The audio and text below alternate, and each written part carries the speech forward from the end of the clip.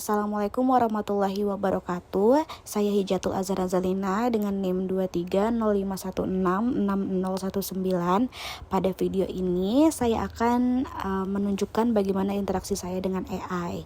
Nah, di sini tuh diperintahkan untuk menunjukkan nih bagaimana proses penyusunan esai menggunakan AI.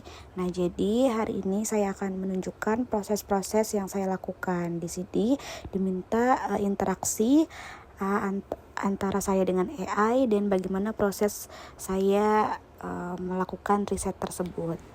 Nah, langkah pertama yang saya lakukan adalah saya meminta AI untuk mencarikan judul. Nah, karena saya adalah kelompok 5, temanya pendidikan zaman pendudukan Jepang.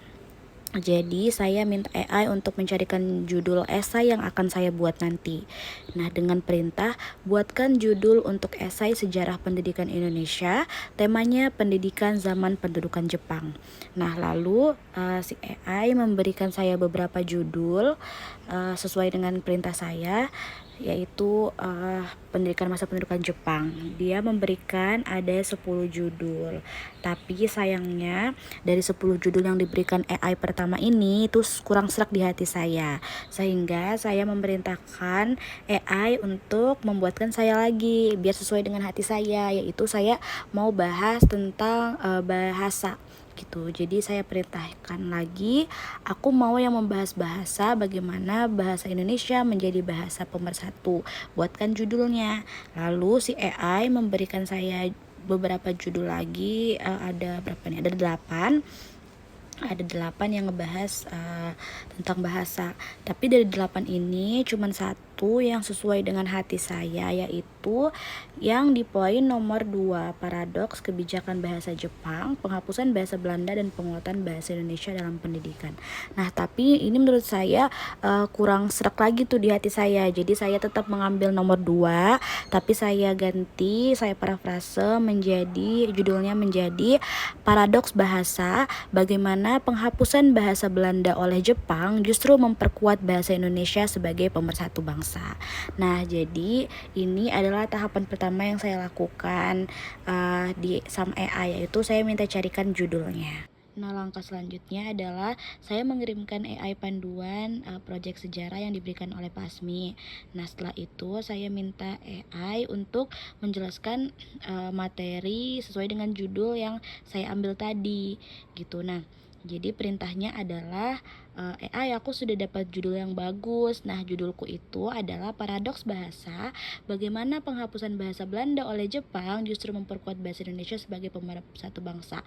Jelaskan dong materinya biar aku mudah buat esai di mata kuliah sejarah pendidikan Indonesia ini gitu.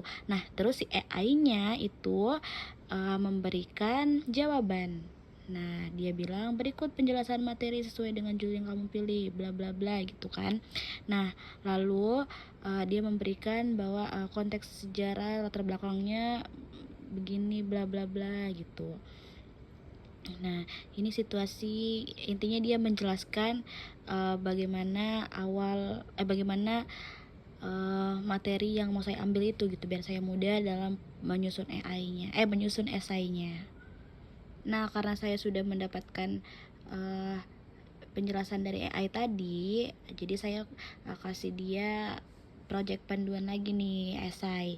Nah, karena sudah dijelaskan tadi kan, jadi saya bilang, oke, sekarang aku mau buat esai. Kamu aku kasih role sebagai asisten peneliti. Judul esaiku, paradoks bahasa, bagaimana penghapusan bahasa Belanda Jepang justru memperkuat bahasa Indonesia sebagai bahasa pemersatu bangsa.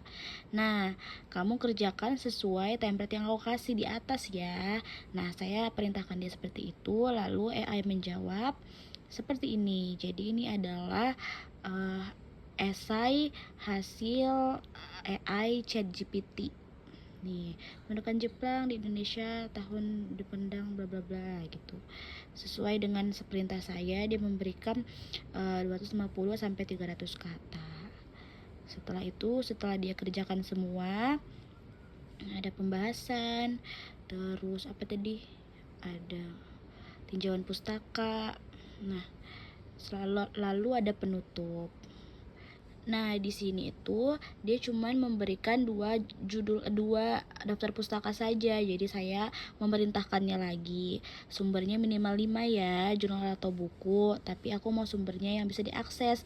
Nah, jadi si AI-nya itu memberikan daftar pustaka sesuai dengan isi di atas, dan dia memberikan 5 5 sumber. 5 sumber. Tuh, tapi aku perintahin lagi gitu. Bisa ndak dicari judulnya itu gitu. Setelah itu pas dilihat, oh ternyata bisa kok diakses semuanya gitu. Setelah itu udah deh selesai. Jadi interaksi saya hanya itu saja. Yang pertama, saya meminta AI untuk mencarikan saya judul, lalu saya meminta jelaskan materi sesuai dengan judul saya. Lalu setelah itu diberikanlah penjelasan, lalu saya perintahkan dia untuk menjelaskan esainya, kerjakan esainya. Setelah itu baru saya minta dia untuk mencarikan sumber yang bisa diakses, seperti itu. Terima kasih.